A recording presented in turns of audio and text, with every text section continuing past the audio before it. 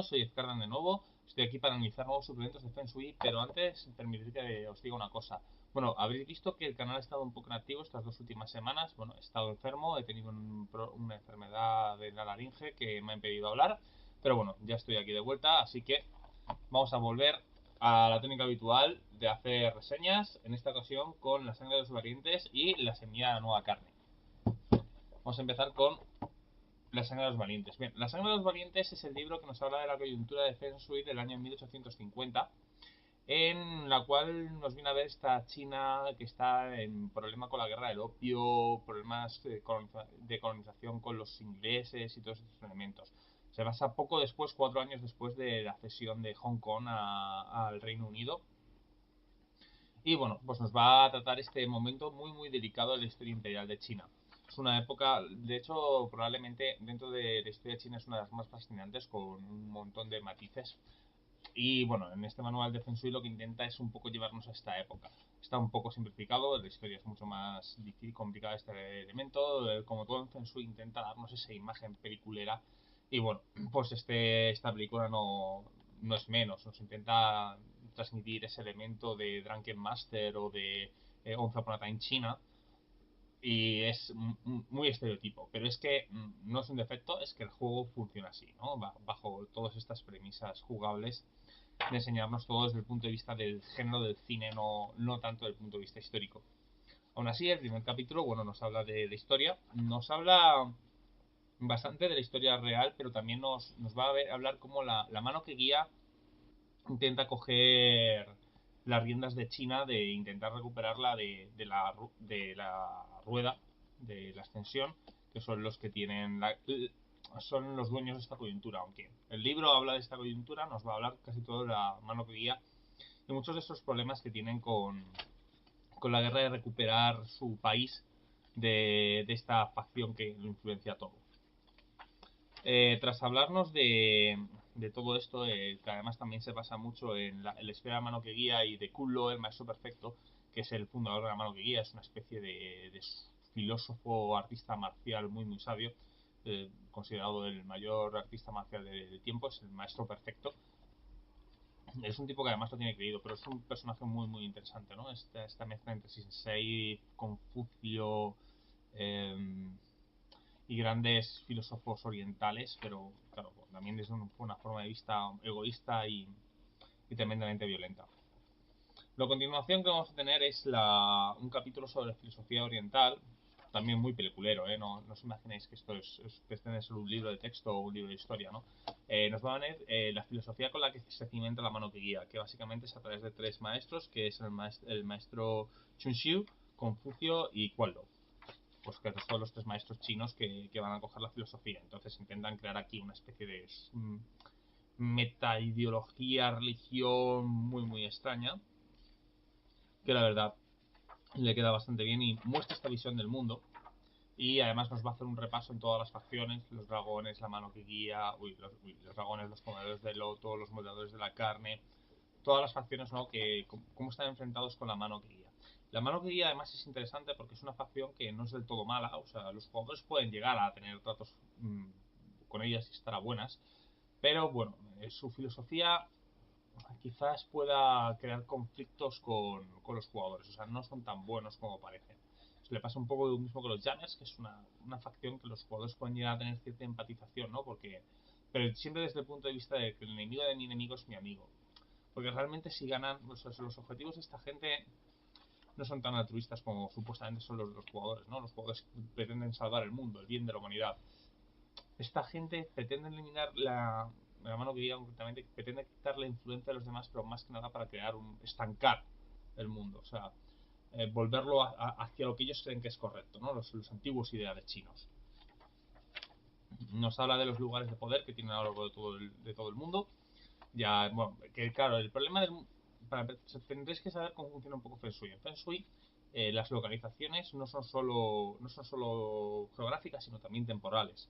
O sea, que tú controles un lugar en un año no significa que lo controles en todas las coyunturas. Pues nos va a hablar pues los lugares de poder que tiene en cada lugar, en cada coyuntura, en cada momento, en cada uno de los 5 campos de batallas. Por ejemplo, tienes el templo de los 5 maestros en el inframundo, el Palacio del Placer de Madame Pei, que es una especie de prostíbulo donde intentan hacer espionaje al gobierno de Inglaterra, ¿no? Nos van a hablar de todos estos elementos. Lo siento. De hecho que he estado un poco enfermo. Me puede pasar un par de veces durante todo el vídeo. Bueno, pues esto. Nos va a hablar de todos estos elementos a lo largo del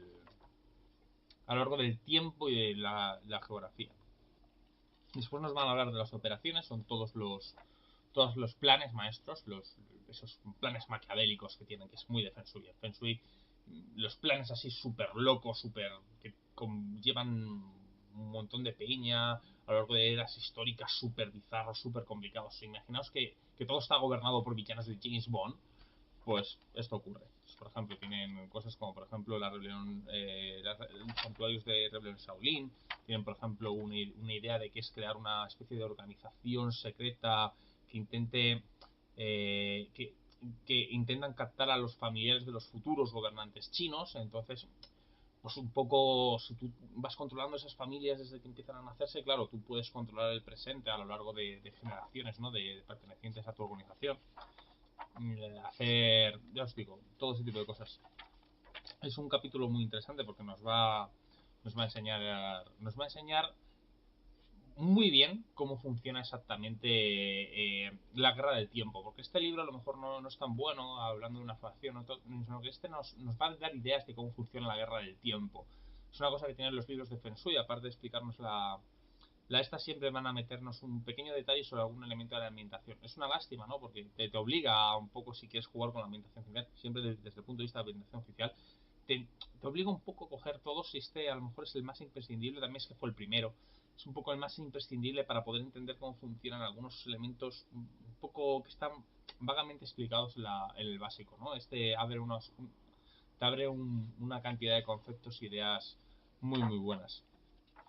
Y quizás es el valor añadido que tiene este manual, porque con su descripción de la facción tampoco es extremadamente buena.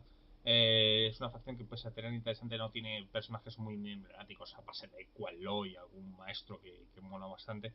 Pero es eso, te habla de la guerra del tiempo, de cómo funciona la guerra del tiempo, cómo hacer planes locos por la guerra del tiempo, y además va a tener un capítulo que creo que es el siguiente. No. Bueno, dentro de 2 capítulos lo voy a hablar, que son los giros de la guerra del tiempo. Después nos va a venir las personalidades con un montón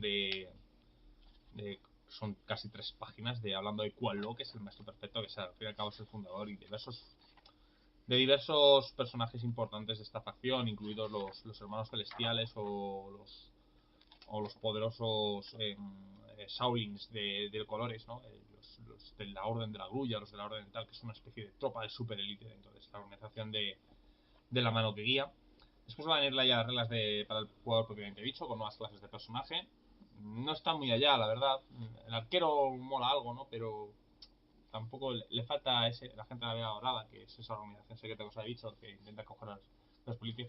El pirata sí que mola, ¿vale? Sobre todo porque a mí me llamó la atención, porque te dicen que uno de los conceptos de pirata es una de las protagonistas de Once Upon a China 3, que bueno, a mí ese personaje me encanta. Pues claro, pues cuando te dicen que esta clase está inspirada ahí. Y el maestro Shaolin, que dices, pues, que teniendo el viejo maestro, el maestro Shaolin, pues queda un poco plus, ¿no? Un montón de artes marciales nuevas. Bueno, un montón, creo que son 3. Una, dos, sí, tres artes marciales nuevas. Armas de fuego de la época de 1850. Algunas reglas opcionales para esbirros, ¿no? Y entonces ya sí que sí vienen los marcos de campaña, que es que ¿cómo harían, qué pasaría si la guerra del tiempo la ganara la mano que guía? Lo que pasa es que el concepto es tan bueno y te lo explican también que ya te da ideas de qué pasa cuando las demás facciones puedan ganar, ¿no? Cambia mucho, pues a mí me gusta mucho además los estados confucianos de América, ¿no? Y los raperos en Estados Unidos haciendo rap con los versos de Confucio, ¿no? Y las camisetas de Confucio, yo amo Confucio, Confucio mola, respeto a tus mayores. No sé, la verdad quizás sea el capítulo que más chicha puedes darle, ¿no? Y además es curioso ver cuáles son estos cambios de tiempo. Tienes cosas como, por ejemplo, la China eterna, ¿no? Es un lugar de que el mundo no se ha movido de los conceptos chinos del siglo I, con lo cual es una basura de mundo, porque no es un mundo en el que no ocurre nada, ¿no? Es completamente estático. Pero, ya os digo, es un gran capítulo, ¿no? Y te sabe además poner a los penejotas que has visto en los capítulos anteriores, ¿no? Que además hay uno que mola bastante, porque es un tipo que le han cedido a Estados Unidos, ¿no? Tiene unas ideas tan locas, tan radicales, que es el que crea los estados como funcionan en América, si consiguiera sus planes. Y después vienen las aventuras. La aventura a mí me gusta porque coge uno de los grandes villanos de la ambientación. A mí me gusta bastante, ¿no? Que es la reina de la pagoda oscura. En un torneo de artes marciales que crea. Es loquísima la aventura. No sé, está muy bien. A mí me encantó tanto ahí como cuando lo jugué. Y por último viene las películas en las que se han basado para hacer este manual. Que bueno, la serie de las 6 películas de Es una vez en China, Shaolin Popeye, esta no la he visto, pero la verdad le tengo ganas, ¿no? Frankie Master 1 y 2, El ojo borracho del ojo del tigre, que es un peliculón de Jackie Chan. Yo qué sé. Los 5 maestros de la muerte. Esta es una muy buena película. El último héroe de China, no está mal. Es un poco. Ha envejecido mal, pero está mola. Y bueno, pues eso es el libro de La patria de los valientes. Bueno, La sangre de los valientes. Un libro. Yo, si tuviera que comprar un libro de Feng Shui para jugar la ambientación oficial fuera de Ascensor al Inframundo, sería este. Eh, porque es muy bueno, ¿no? Es el que más ideas y el que más te va a poner a sentar en cómo funciona la guerra de tiempo. Y después, un poco de la pausa, va a tocar La semilla de la nueva carne.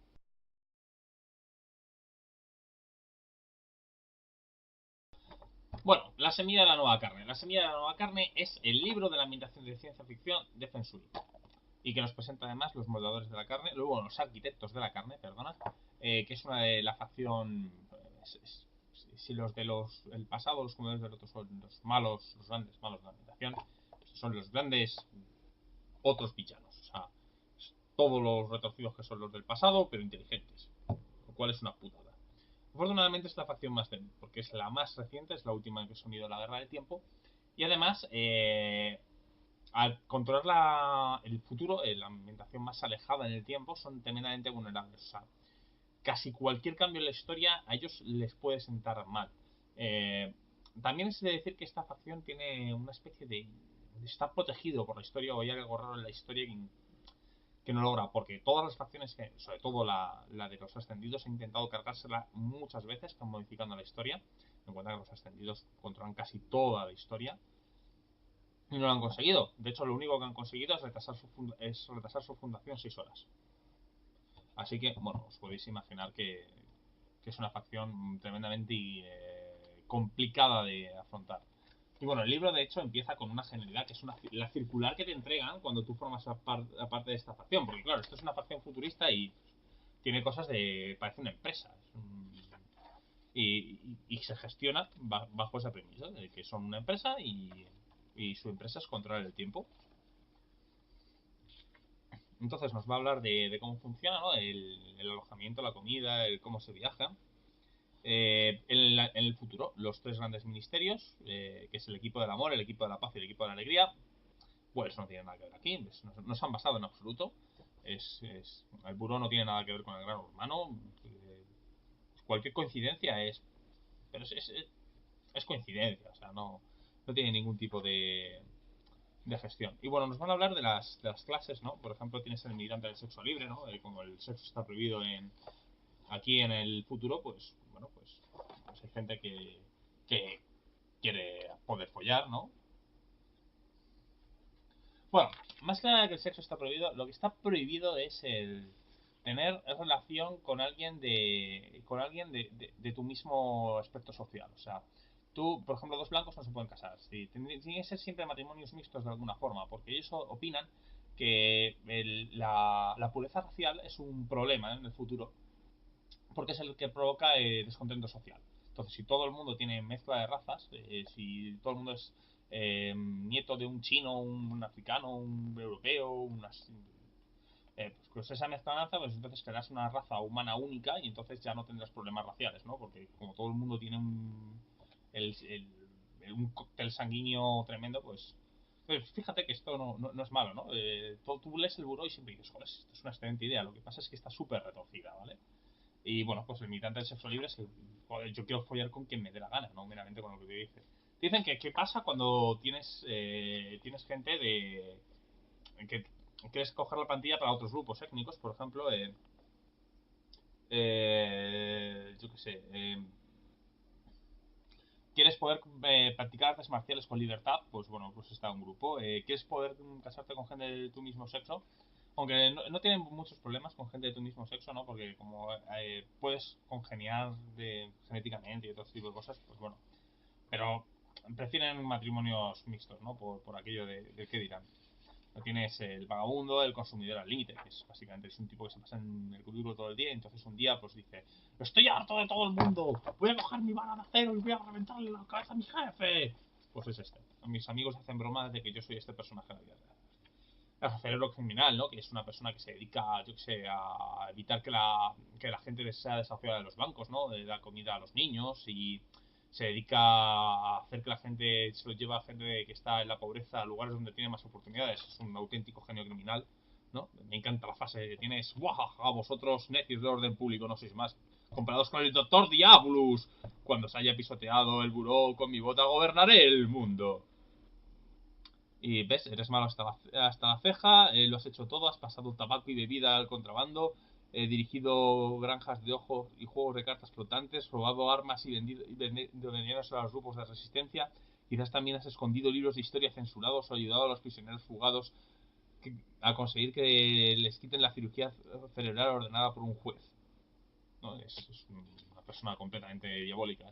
En cualquier otro momento sería un héroe, pero en el futuro es un poderoso villano, ¿no? El super soldado, ¿no? El Uber Ninja, que tiene la cosa de que llevas un personaje de 11 años, ¿no? Es un genio súper, una persona súper inteligente, ¿no? Es un niño genéticamente modificado para ser mejor en todo. Es uno de estos muchos proyectos que le salió rana al buró.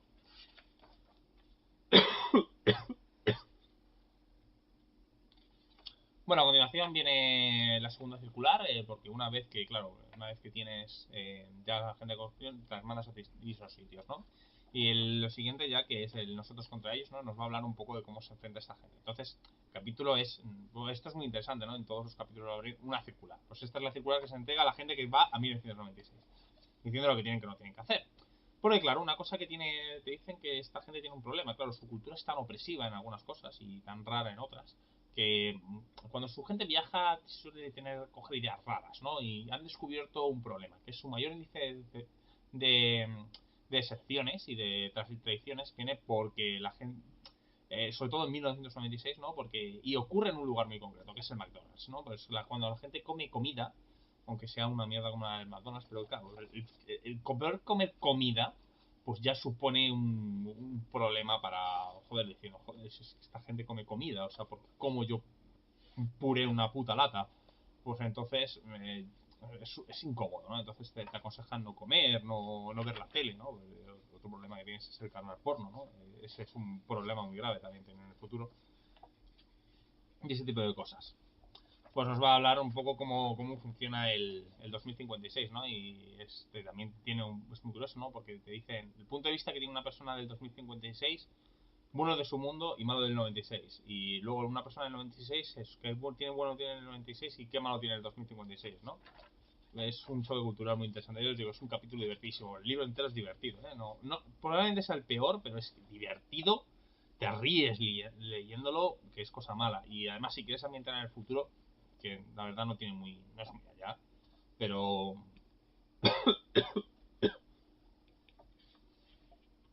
es tremendamente útil, ¿no? Si siempre puedes viajar al futuro, ¿no? Y a inventarte algo de más de ciencia ficción. Después nos va a hablar un poco de las operaciones que tiene cosas como por ejemplo pues una operación loco que están haciendo es cubrir de fibra óptica, ¿no? En inframundo y otro tipo de cosas, o sea, pues ¿por qué? Pues porque pueden. Joder, necesito poder comunicarme con teléfono, claro, yo dependo de la tecnología, ¿no? ¿Y qué hago si quiero conectar mi internet en la China medieval? Pues llevo fibra óptica a través del inframundo y punto, ¿no? Pues ese tipo de cosas son las que hacen. Después nos va a hablar de tecnología, de que hay en diversos lados del mundo, ¿no? Para poder ambientar. No nos va a hablar de toda la tecnología, sino de un poco los avances así más bizarros que tienen, ¿no? Y ese tipo de cosas, ¿no? Que te pueden ayudar a ambientar, tecnología secreta que utilizan, ¿no? Desde el punto de vista militar o que solo tiene el buró, no está al alcance de todo el mundo, los aparatos arcoenergéticos para que los puedas usar con tu, si has decidido usar la tecnología arcoenergética como parte del personaje, que no me gusta nada. Es que toda parte de la tecnología, creo que ya lo dije en el manual básico, a mí no me termina de convencer. Hay gente que le gusta, pero me falla algo, ¿no? Y yo soy una persona más de artes marciales o de pistolas tradicionales más que estas armas de rayos que también es que porque he visto menos películas de ciencia ficción de Hong Kong, ¿sabes? Entonces, pues eso probablemente me pesa. Nos habla de los personajes del buró, ¿no? Con el increíble Curtis Borman, que es el fundador de todo este futuro. Que es un personaje que mola, pero no mola tanto como Dan Dahmer, el Matallammers, ¿no? Que es un tipo que tiene su propio programa de televisión en el que se dedica a matar gente, guerreros secretos por otros lugares. Aquí tenéis el anuncio de su programa de televisión, ¿no? De Dan Dahmer, el Matallammers. Nos habla de Desdemona o de Sonia Macaretti, que son todos personajes muy chulos, ¿vale? Súper estereotípicos. Son malos de ciencia ficción y de James Bond a más no poder, pero es que mola bastante. Las legiones y los grupos de escuadrones de élite que tienen.